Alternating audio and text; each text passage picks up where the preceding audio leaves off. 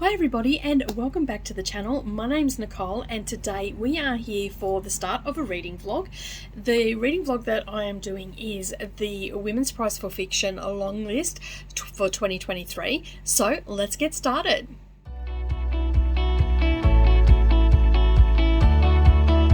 Good morning or good evening everybody and welcome back to the channel. Thank you for taking some time out of your day and spending it with me while I prattle on about the books that I have read. As I said in the intro, this is going to be a reading vlog, so over the basically this will spread out over about 5 or 6 weeks of me reading the entire long list. So we are at day 1 and I am starting with the Bandit Queens, and I'm really looking forward to this one. The premise behind this one is that we have it's a young Indian woman who has lost her husband, and there is a rumor going around that she killed him, and then suddenly other people start coming to her to help bump their husbands off. So it sounds like a fun read. I'm looking forward to reading it, but I will check in once I've listened. Well, I'm actually listening to this on audio, so once I've listened to a little bit of it, I'll come back and check in with you and give you my thoughts.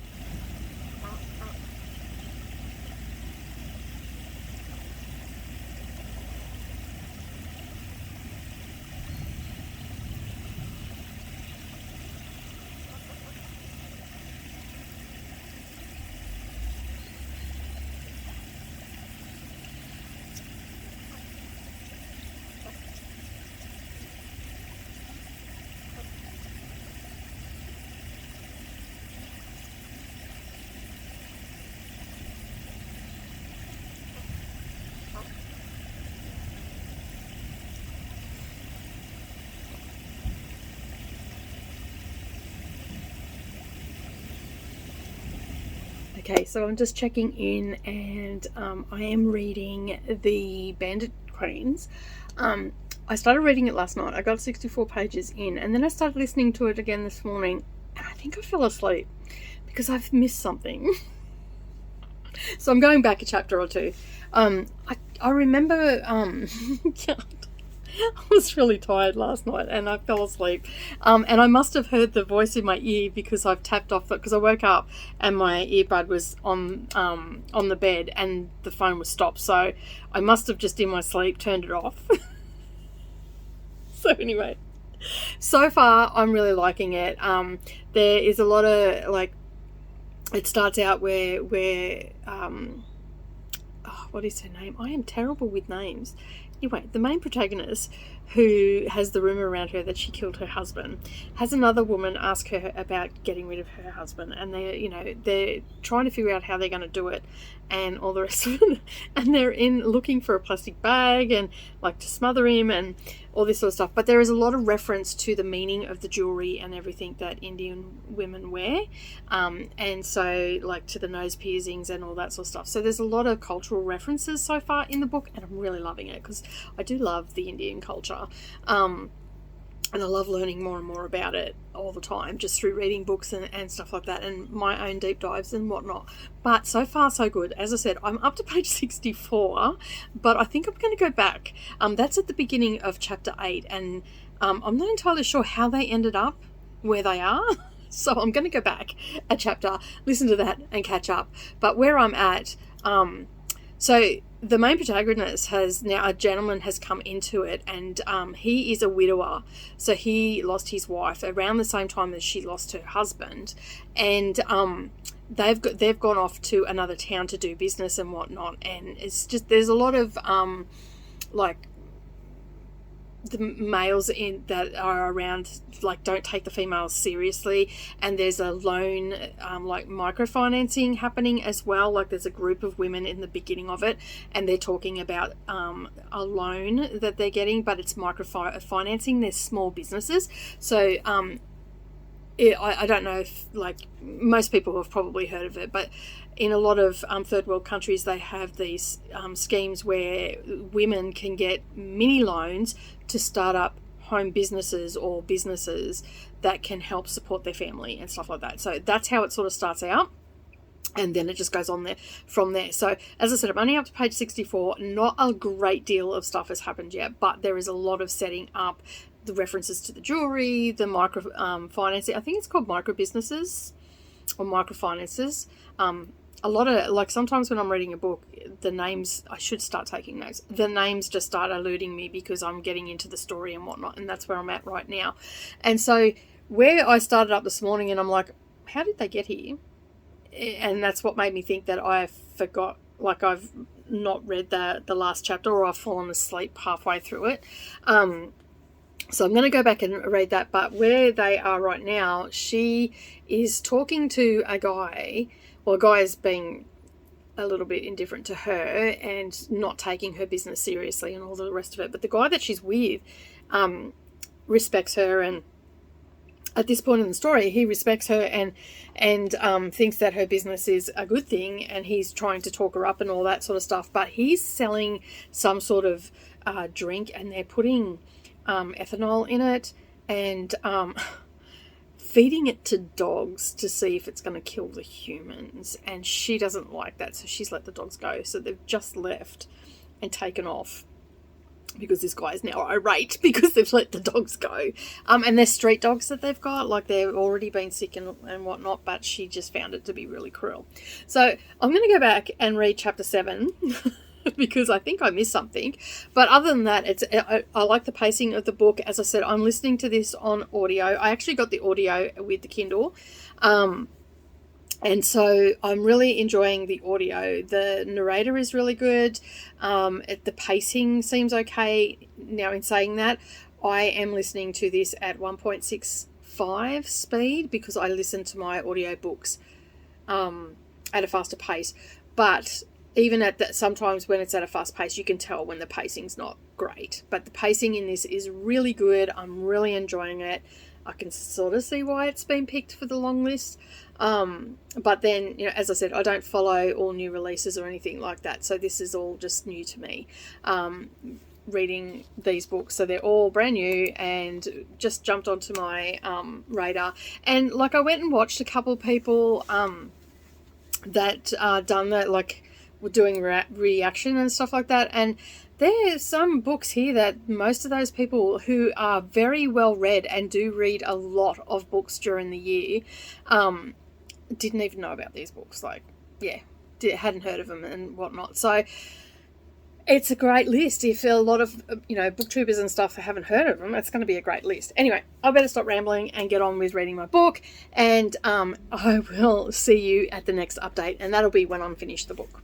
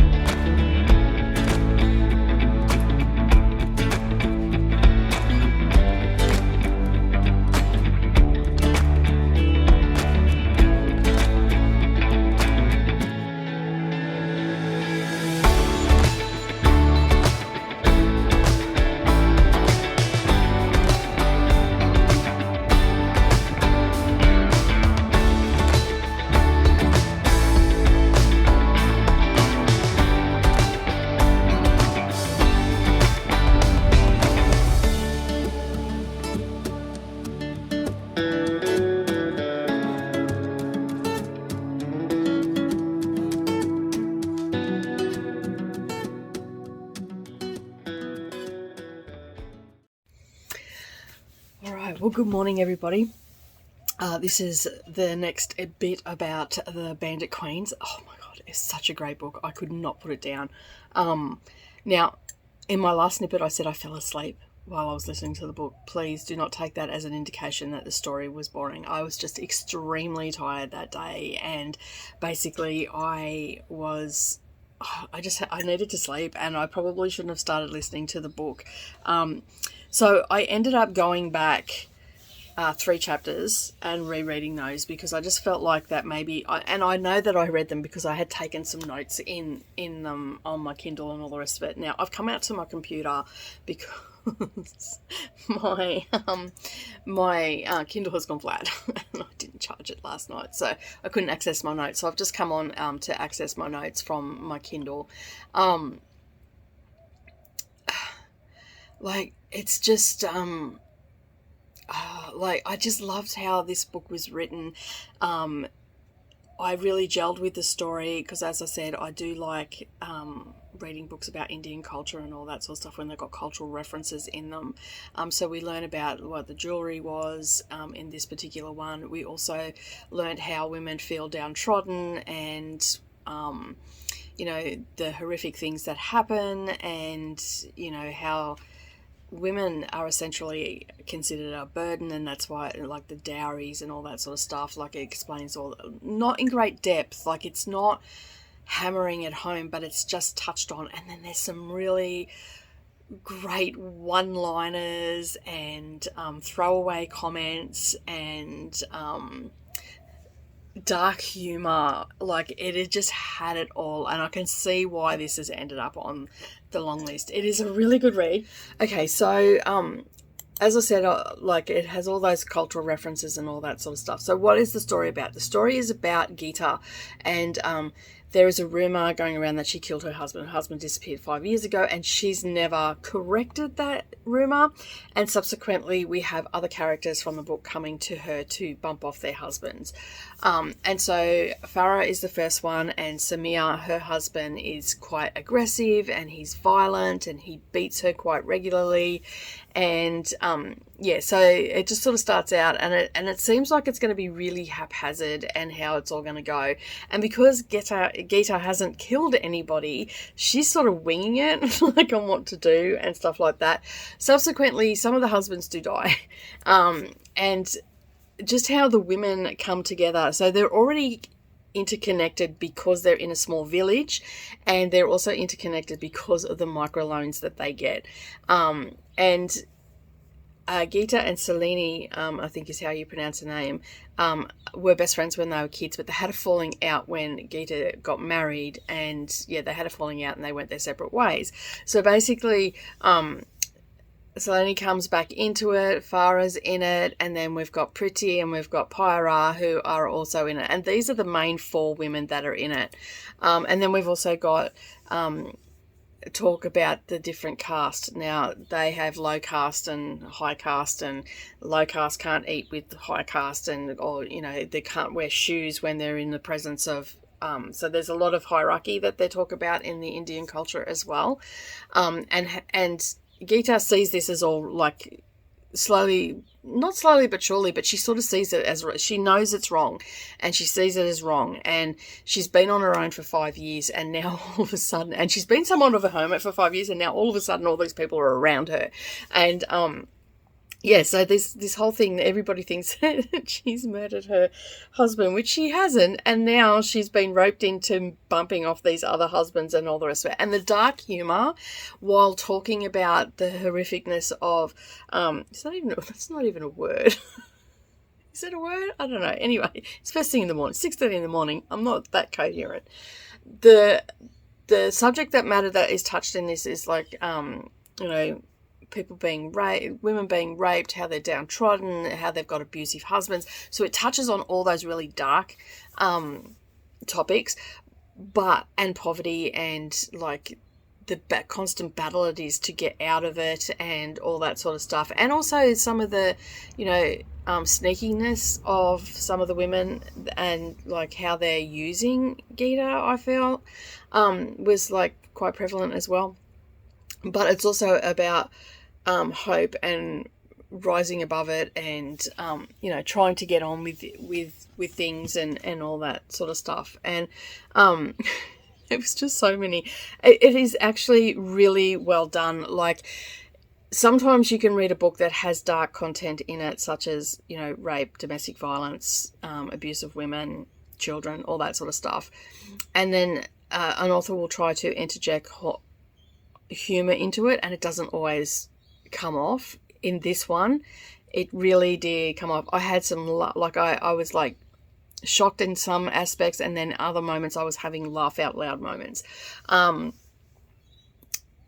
like, there's just like even little phrases like this one here, just because she doesn't hit you doesn't mean it's not abuse, because she was talking about her friend.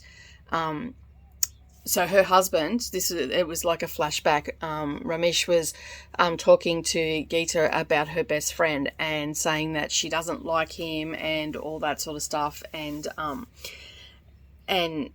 he doesn't know why. He's a classic narcissist, basically. He is starting to already, like, they weren't even married and he was already starting to isolate Geeta and all that sort of stuff because he's abusive. Like, at the end of the day, you could see it. It was very plain that that's what he was doing.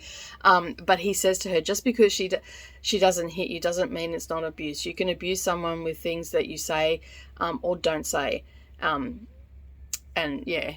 And so, like, it's so true. You can abuse someone just from the words and stuff that you say. And I mean, I'm sure we've all said things that we have regretted and whatnot. But yeah, and you could see, like, from the get-go that he was like trying to isolate her and all that sort of stuff. And then whenever they got into a fight, he would make her say to her, "You're right, I'm wrong, I'm sorry." And even after he'd beaten her and all that sort of stuff. But that's just like a flashback in the book, and it just gives you like her story and all that sort of stuff. And there's some comical things around the bumping off of the first husband and whatnot. Like, it was so funny. I'm just like, oh my God. How can you botch that? Like, but, she couldn't read. So, like, it also touches on the lack of education of women and stuff like that. So I have given this, I could rattle on about this, and this is going to end up being a very long video, so it may end up being in a couple of parts. But I'm going to give this a 4-star read from me. I thoroughly enjoyed it. Now, I think what really, like, the writing is good. As I said, I read along with this as I was listening. But the narrator, which her name is, I've got it just here, hang on. Her name is Shazia. I don't know how to pronounce it. Nichols. Her last name is a lot easier. And her narration of it was just brilliant. Like, the dialogue, the way she bantered between when she went between the characters and whatnot, the banter between Geeta and Selene, it was just brilliant. Like, it just really made me, like, it was like I was watching a TV show, and and the one-liners just really come to life. Like, she done a brilliant job, and I've actually given the performance of the narrator a 5-star rating, because I think that she was absolutely fabulous and really did this book justice. And there is a little bit of historical stuff in the author's note about okay, so the author's note, as I was saying, is about Pulan Devi, and she was known as the Bandit Queen, okay, in Indian history.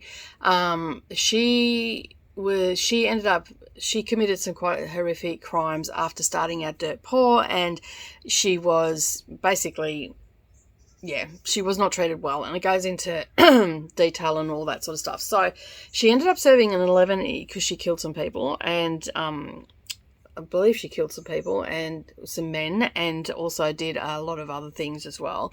And she was jailed for 11 years, and subsequently, from my understanding, her sentence was dismissed, and then she was released after that time. At that time, she actually was elected to office in India, and then she was assassinated in July 2001 outside her home. So basically, and it's like, this book is covering a lot of it's taking inspiration from that, and the author's note is also on the Audible as well, so sometimes they don't always put that on the Audible books, but it is on there, and she goes into detail of why she used that as inspiration, because it is dotted out through the book, but not heavily. It's just like a reference to the Bandit Queen, because that's what she was called. There's movies out as well, like that. I didn't realize there are actually movies about I think it's Pulan Divi is how you pronounce it. And so there's there's all that sort of stuff. I didn't realize that when I started reading it, but it's definitely well worth the read. And if you can get, like, if you're here in Australia, just get the audio. It's brilliant. You'll have some laugh out loud moments. It was great. All right, so that is The Bandit Queen, a 4-star rating from me. Okay, so the next book that I'm going to go on to is The Marriage Portrait by Maggie O'Farrell. Now, I have not read anything by Maggie O'Farrell before, and I'm really looking forward to it because I have heard good things about her. She has been on my author to read bucket list for a while, just because I've heard good things about her. Like, her name pops up a bit, especially in the circles that I travel, and so I'm looking forward to reading this. It's basically forced me to read one of her books because I have been putting it off for some time. So I'm really happy that it's out. I've got it keyed up. I've got it on audio and Kindle. I will probably do, usually if I've got a lot on, which I do today, I will sit down for an hour and read along while listening to it. That'll set me into the story, and then I can come back and give you my thoughts. Now, I believe it is a historical fiction, and it's set in the 1500s. So we will get into more detail and what I think about the book and what I think about Maggie O'Farrell's writing, I guess. All right, I'll see you soon.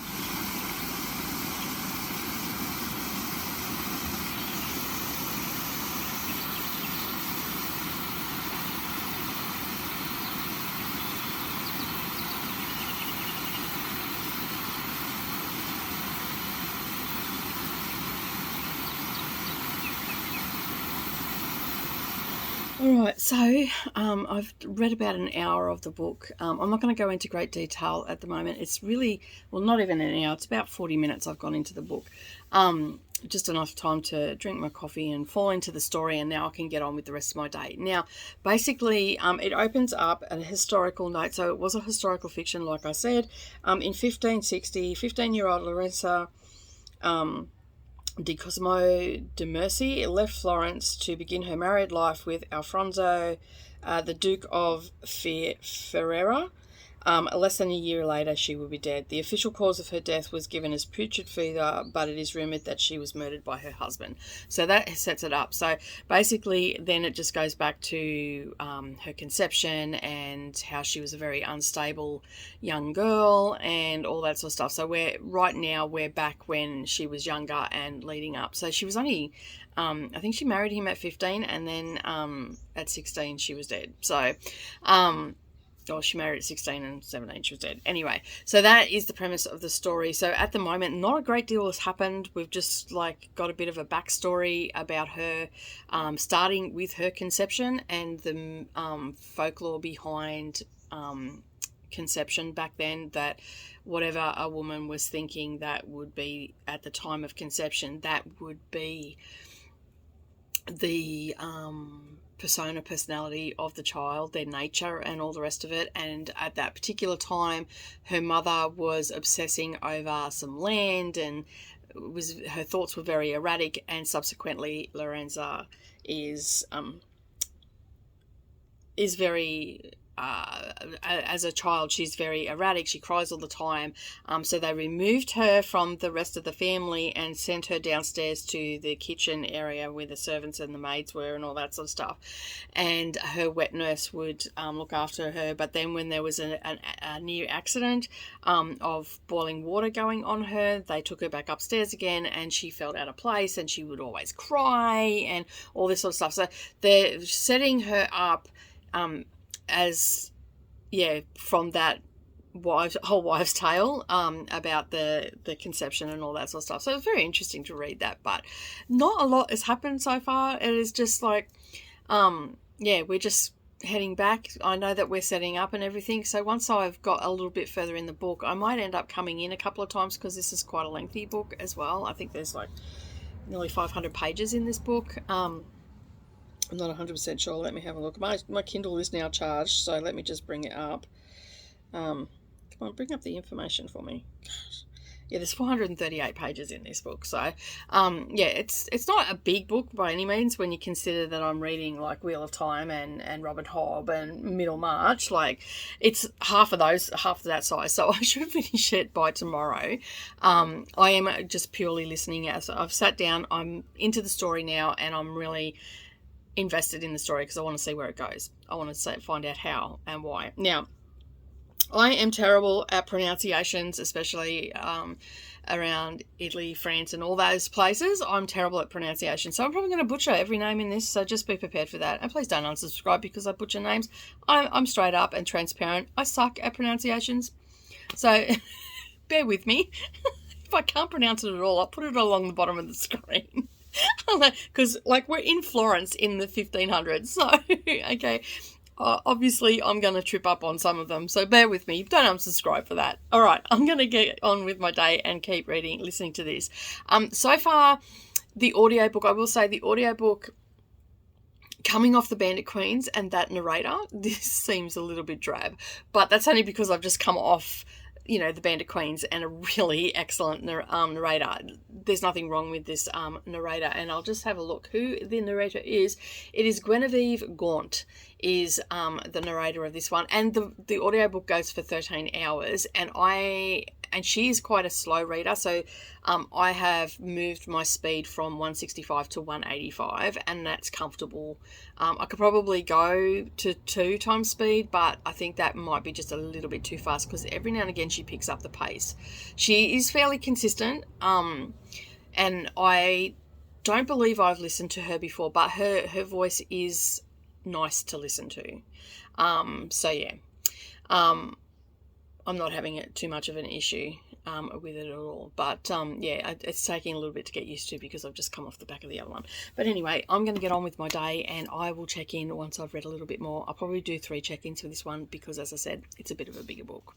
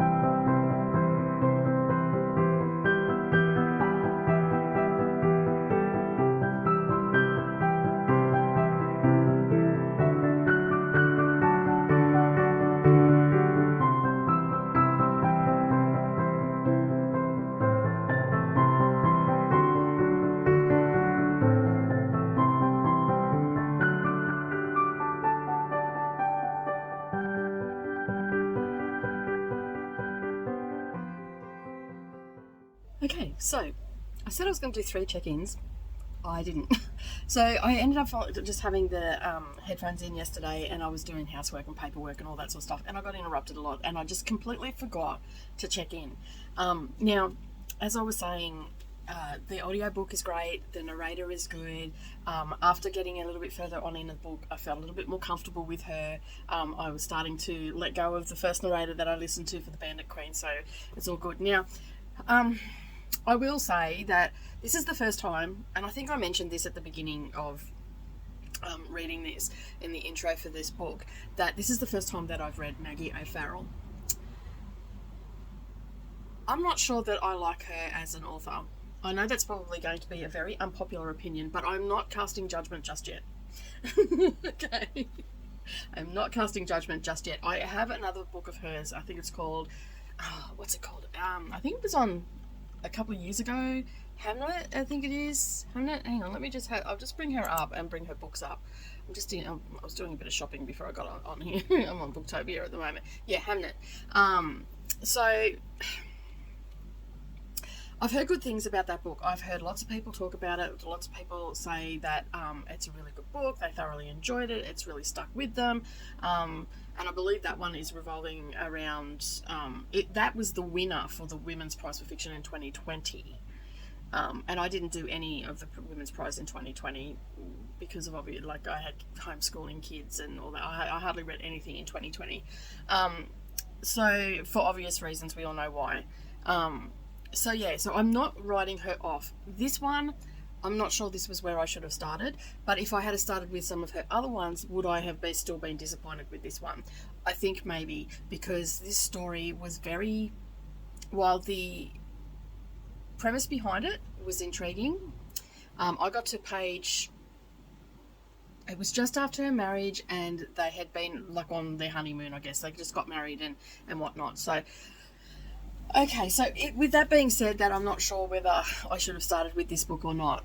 We'll talk a little bit about the book that I've read. So you've already heard that I was at page 64. We were learning about Lucrezia, and probably not pronounced right, and how she was going to, like, her...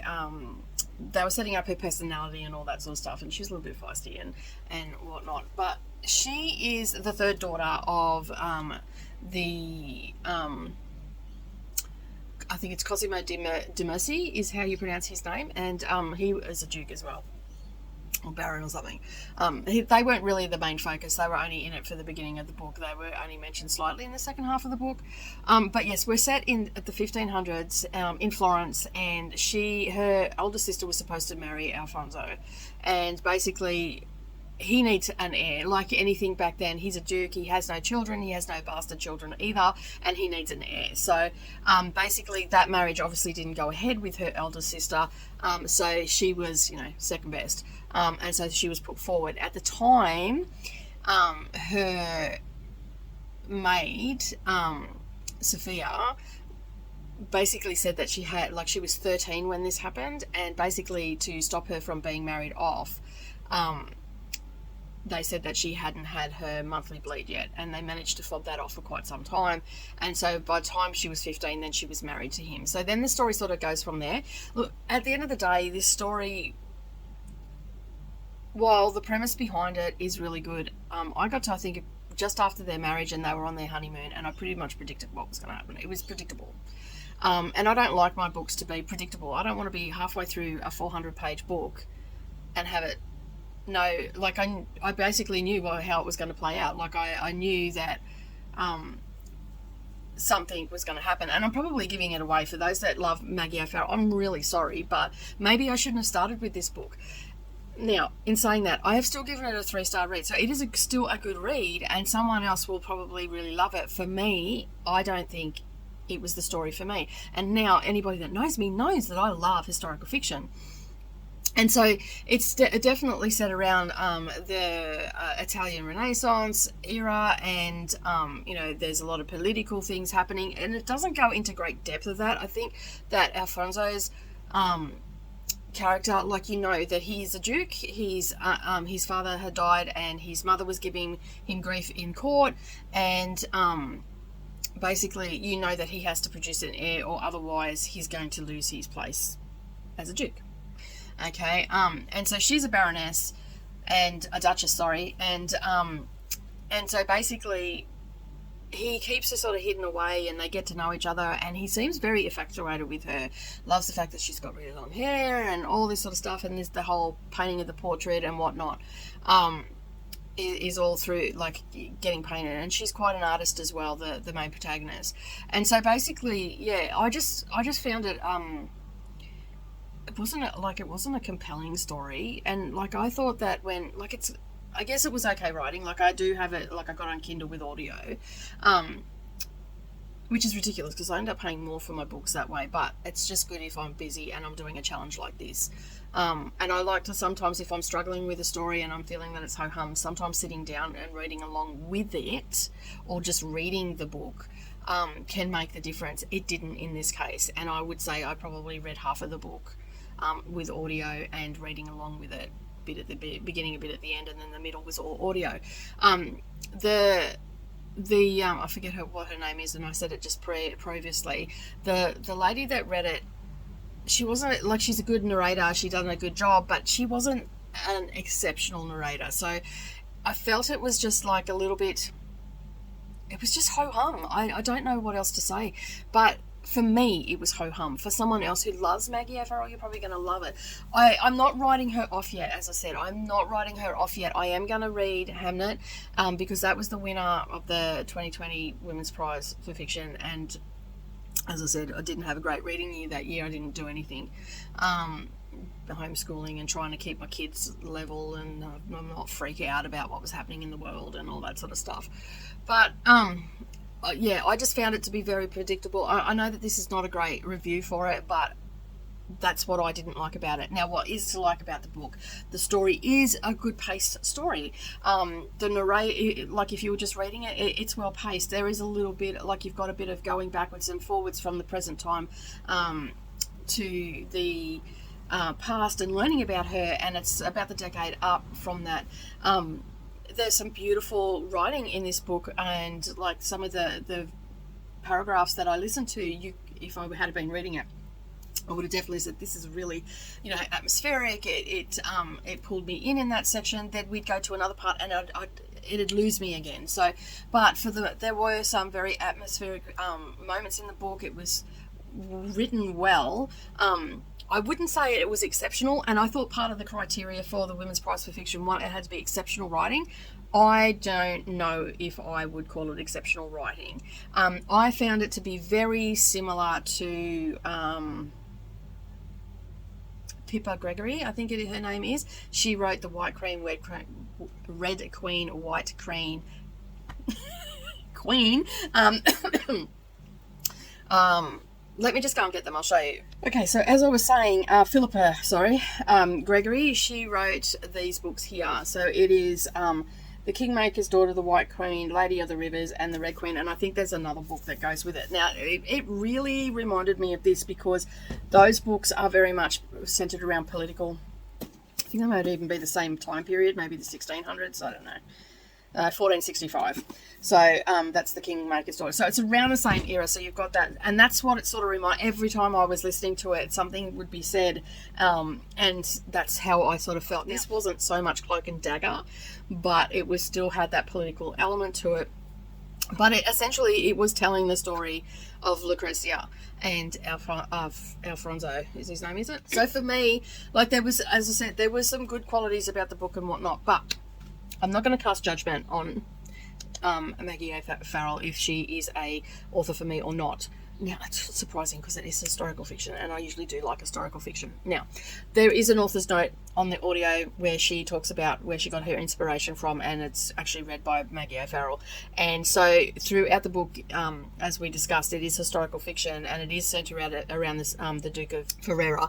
And basically he said that she did die from putrid sickness, but it was suspected that he murdered her, and because she couldn't give him, and he needed to get rid of her so he could move on to the next one. And basically subsequently he had two other marriages which never produced any heirs. But there's a lot of interesting facts in the back of it, so I really like it when the authors put into the back, and then it's also read on the audio, because sometimes you get audiobooks and they don't have the author's note on it. So I'm really appreciating the fact that some of the books that I've been reading lately on audio, that they've had the author's note and it's been read by the author or by the narrator, and it gives you the background of their research and stuff like that. Not all books do it though. So yeah, overall it was a pretty, it was a good book. For me, it was quite predictable. As I said, I don't like a 400 and something page book, me working out exactly where the story's going to go. Like, the only thing I didn't know is how or what, I sort of knew the why. I had suspicions of the why, but I didn't know the how or when it was going to happen. And all that sort of stuff. And that's not it's not a spoiler by any means, because there is a lot going on. I figured that was what was going to happen towards the end and all the rest of it. So I was a little bit disappointed in that aspect. But still, I'm glad I read it, because now I have something to compare the other book for. Do I think that this should be on the short list? I don't think so. and that, but that is another video. Anyway, I am about an hour out from reading sprints. It's Saturday morning here, so on the 11th of March. So I'm starting my third book, and the third book is I'm a Fan by Sheena Patel. I've just got it up on my screen here. So I'm looking forward to reading that. Don't have that on audio, just have that on Kindle. So I'll be reading that during the sprint, so I should get it finished because it's only got 200 pages in it. And so I will have, I've already got it queued up and everything like that. And on Kindle, I read really fast. So hopefully I will get at least halfway through, if not a little bit further during my sprints. I should be on for about 3 hours. So that's a good chunk of time. And I do 45-minute sprints. And I usually read anywhere from 30 to 40 pages in a 45-minute sprint. And on Kindle, sometimes that can be a little bit more because, yeah. All right. So I will check in when I've read that. So I'm not entirely sure what that one is about. I believe it is following, I did talk a little bit about it, but it was very vague, the description of it. And I've just got onto a different site, which is Booktopia. And it just says, again, an exhilarating, addictive take on obsession, race, gender, power dynamics through the lens of a corrosive relationship. And it was... best debut, and it's a debut novel as well, which I really like debut novels. So it should be, I don't mind. It's been long listed for the Women's Prize for Fiction, and it also an Observer's Best Debut Novel of 2022. So it's already won an award. So it'd be interesting to see what it's like, how it plays out and all the rest of it. So I'm going to go and sort some stuff out and then do my sprints, and I will see you in the check-in.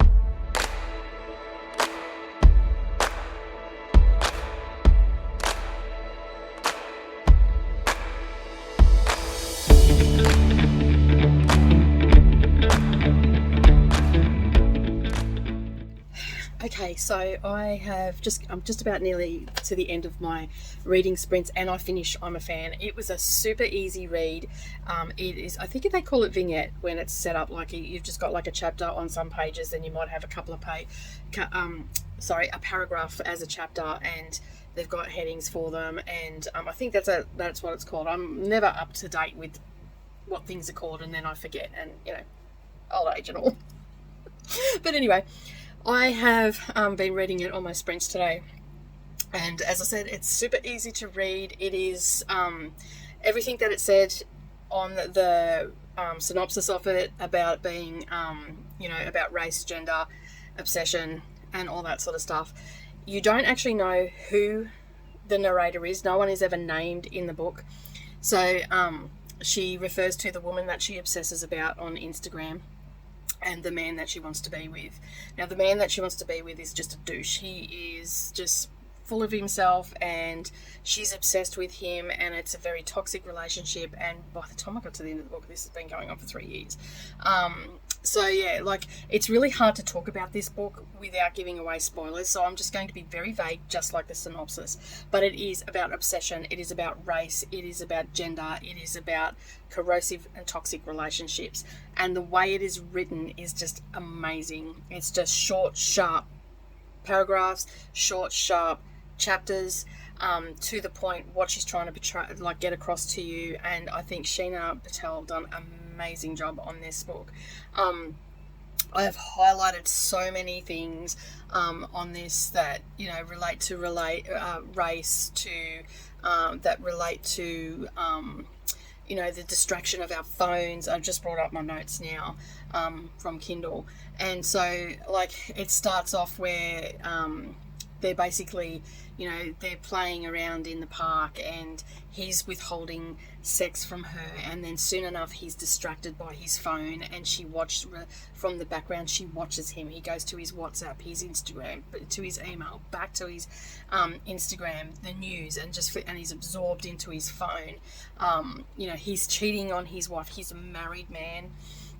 He has several women on the go all over the globe. So I can only assume that he is also someone that is on social media. He's quite well known, and he's withholding sex from her and all that sort of stuff. And she's also rationalizing what she's doing because she's in a relationship as well. And just the toxic culture that obsession creates for people, and that's what this book is trying to portray. And I think it done a really good job. I think that for me, as I was reading it, it wasn't so much the story, it was that was compelling, it was the thoughts that it was provoking in me, and I just really loved how it was written. I was sitting here thinking, did I, like, have I read anything set out like this? I don't think I have. Like, I honestly don't think I have. Sorry, I'm still sprinting, so I'm actually filming this while I'm sprinting. I've got 9 minutes to do my wrap up. So, yeah, so, like, I don't think I actually have read anything set out this way. I have read books that are short and sharp and to the point, on different topics such as domestic violence and all that sort of stuff. But something like this on social media, I haven't really read anything like it. Now, I do know that the narrator is a person of colour. I can't tell you whether they're what race they are. You just know that they are a person of colour because they are talking about whiteness. They are talking about the person that she's obsessing over, her privilege.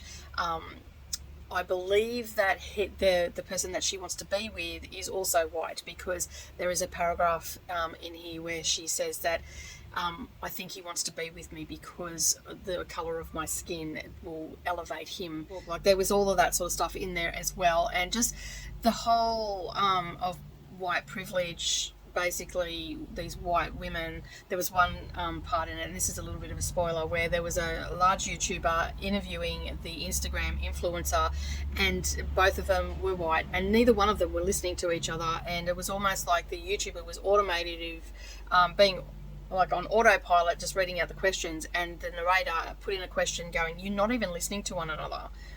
And then that sort of stopped them in their tracks, and then they started thought about, and then the Instagram influencers started thinking more about what she was answering. There's like even parts in this where this narrator is actually stalking the person that she's obsessed with on Instagram, stalking her sister and her child, and, you know, like crossing that line. And it's just, I felt like this book was just like, how far would you go? Like, how far would you go to? How many lines would you cross? How obsessed do you become? Like, it made me really, really think. I'm not an obsessive person. I don't display obsessive behaviors or anything, so I don't truly understand someone that would go that far. But yeah, like, and even the chain of thought, like, I'll let his wife know, and why is he doing her and not me, and all this sort of stuff, and just that whole obsession thinking and obsessing about some person and whatnot, and like, you see it all the time. And then there's the whole thing about women and how men, there's a bit in there about, I'm not doing this book justice because I'm trying not to say spoilers and whatnot. Look, all I can say is this is a 4-star read for me, and it is very thought-provoking. It is very well done. I don't have too much.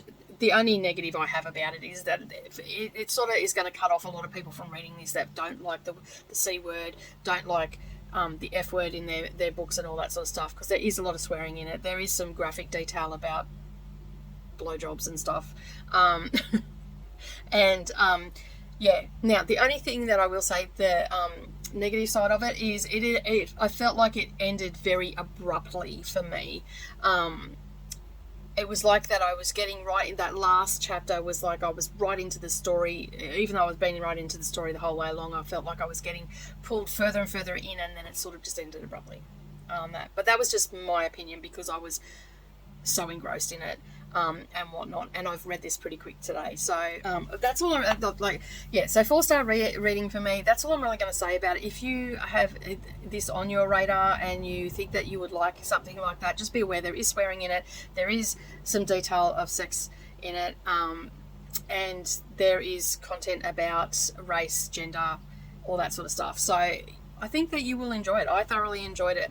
Okay, so the sprints have finished, and now I am moving on to the next book, which is the 4th book on my list, on my TBR, how I want to read the long list, and it is called Stone Blind, and it is by Natalie Haynes. I keep saying Hayes, but it's Haynes, and I'm not 100% sure how many pages or anything it has, but The book goes for a little over 8 hours on audio. So we're probably at around maybe 350 pages, and it is a Medusa retelling. I mean, who doesn't love a Greek mythology retelling? So I'm probably going to get that read today because I have kids going out to parties and I've got to pick them up later on tonight.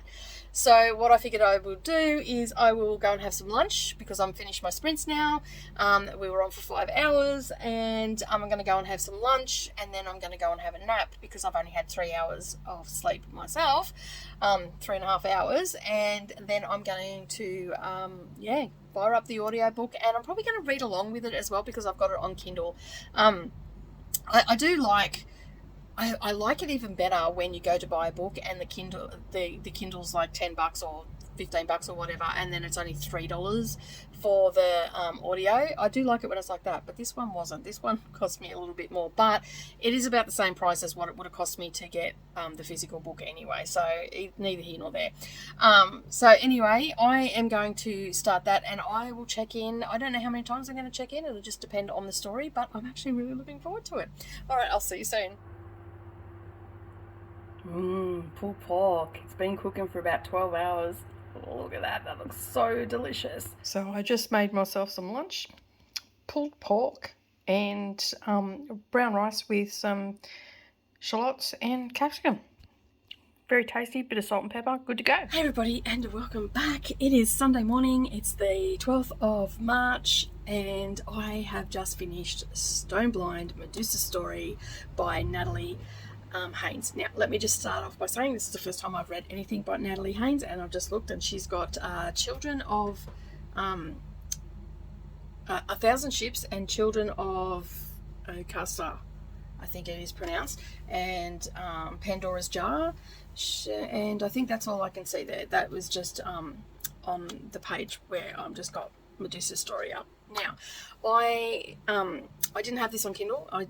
For some reason it didn't download. It only gave me the audio. I don't know why that is because I paid for both, so it must be maybe a pre-order on Kindle or something. I don't know, but anyway, something went wrong. I've got to get in contact with Amazon and find out what went on because I wrote it down. Anything that I had a Kindle book with, I wrote it down. But anyway, so Stone Blind by Medusa Story by Natalie Haynes. I keep going to say Hayes, but this book, I absolutely loved it. But then I'm a little bit biased, I guess, because I do like Greek mythology retellings. I'm a little bit partial to them. Not that I read them all the time, but if something comes across my path, I will definitely read it. So I've read, in the last 12 months, I've read Circe, and I've read The Song of Achilles. And then I've got a couple of other ones, which you could probably see by Stephen Fry on the shelf just there. I've got Mythos, Heroes, and Troy. I haven't read them yet, but they're on my shelf to read. Now, I am seriously looking at getting more of Natalie Haynes' books because the way it was written, now I didn't have the Kindle book in front of me or the physical book. This was all just on audio, but the way it was written, I felt like it was a really well written book. The story was in depth. I didn't find it overdone. Like sometimes you can come across Greek retellings, and I've heard other people say this, that they can feel like they're a little bit overdone. I didn't feel like that with this book. The narration was done by Natalie Haynes as well. The audiobook goes for 8 hours and 41 minutes. I listened to it on 1.8 speed. Any more than that, it was just too fast. So it only took me about 4 or 5 hours to listen to it. So I started listening to it last night, and I immediately fell into the story. And then there was like a couple of times where I went back, like I hit the 30 seconds back a couple of times just to make sure that I had the story straight in my head. So basically, Medusa has Poseidon was it Poseidon? No. Maybe. Oh, yes, no. Now I remember. Okay, Poseidon does have something to do with the story. I forget which god it was. Put Medusa on the island where her sisters were, and their Gorgons as well.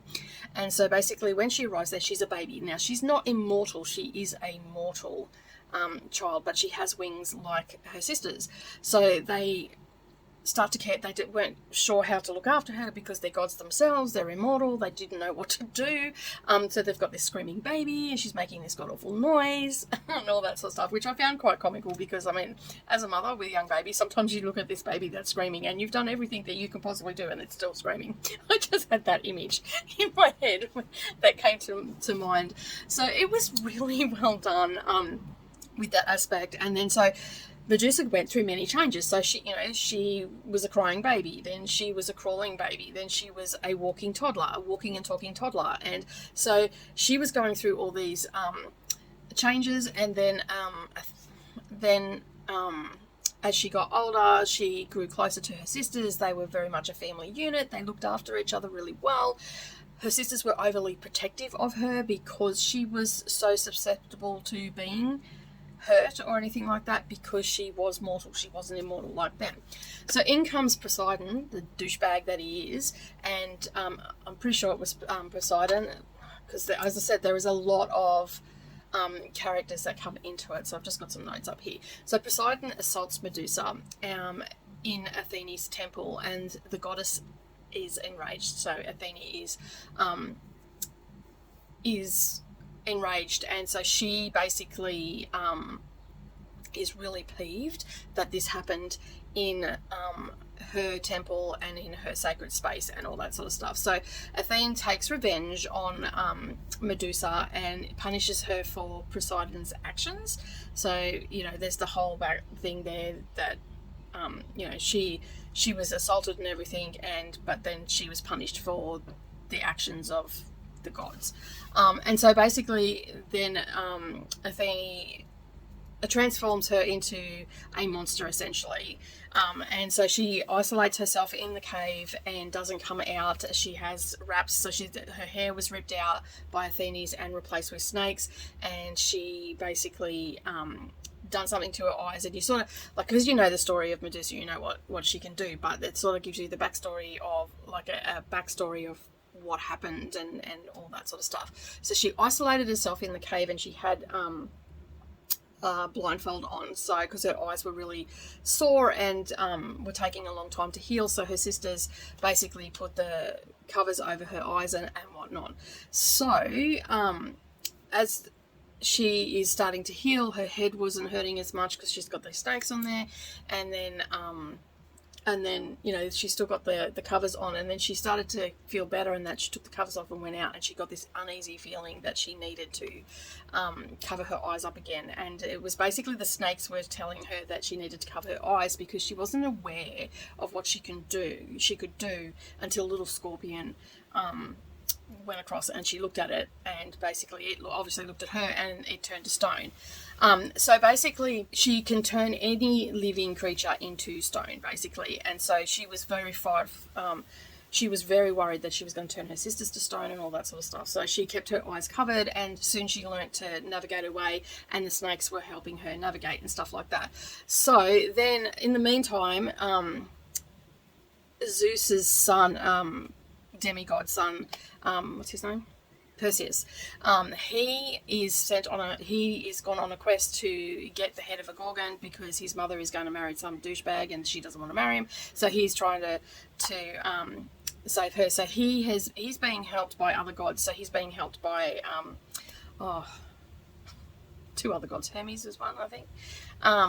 Hades is another, I think. I don't know. Anyway, there was a couple of gods helping him.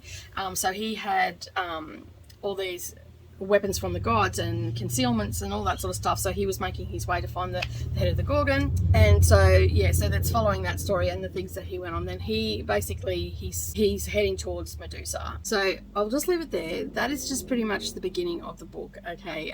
There is so much more going on in this book.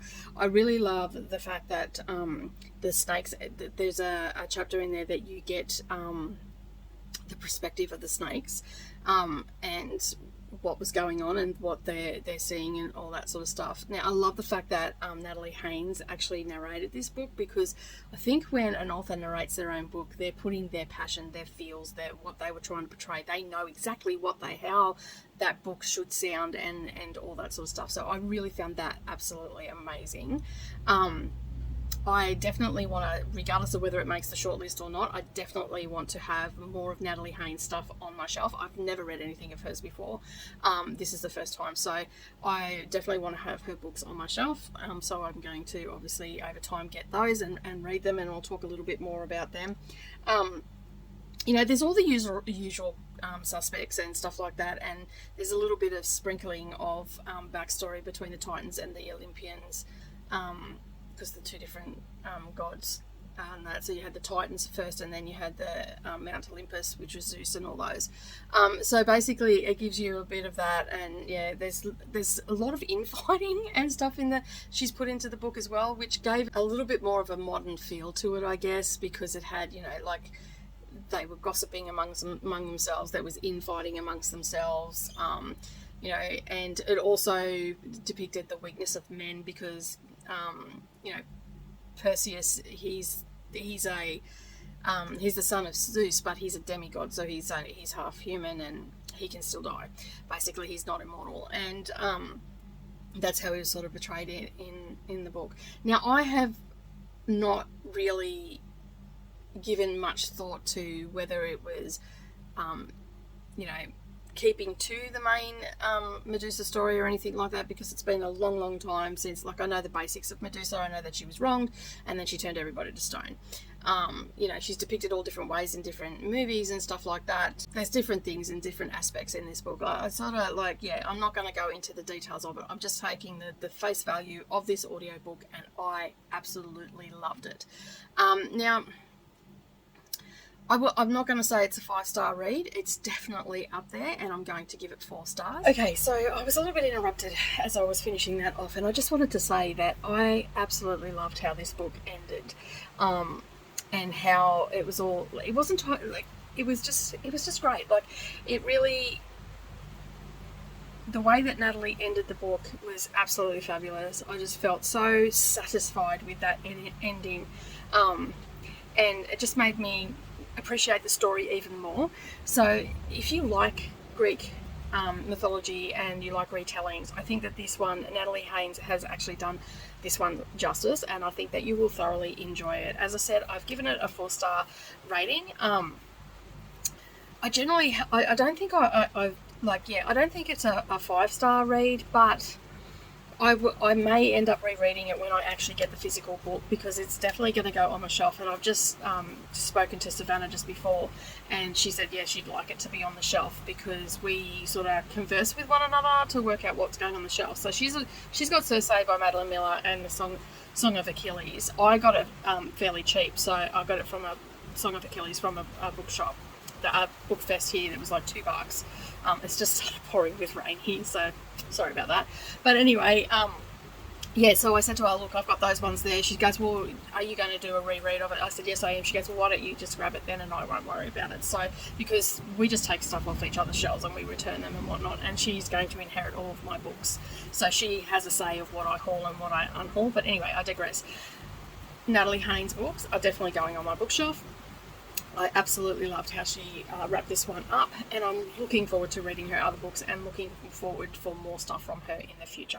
But that is it for me today. I just want to say thank you so much for joining me for this vlog. Leave me a comment down below if you've read any of the books that I've talked about in this one, and keep an eye out next Monday for the next vlog that I'm going to be doing, and the next 4 books that I'm going to be reading. I probably should have been a bit more organised. They are Wandering Souls, and that is by Cecile Pinn. Then Dog of the North, which is by, let me just have a look here, Elizabeth Mackenzie. Then Trespassers, which has already won a lot of awards. That is the next book after that, and that is by Louise Kennedy. And then I have Memphis, which that is by Tara M. Springfellow. So they are the next 4 books that I'll be reading. I have them across audio and Kindle, and so basically I am endeavouring to get them all read and vlogged and up for you next Monday. Now, we have sprints happening on the channel on Friday, the 17th at 10 a.m, and I will be endeavouring to finish up, because I want to finish up the books by the Saturday at least. So I'll be reading one of the books on that sprint. So come and join me and get some reading done. But that is it from me today. Have a wonderful day, everybody. Don't forget to give me a thumbs up down below. Also, hit that subscribe button if you haven't already done so. And as always, keep turning those pages, and I'll see you in the next video. Bye for now.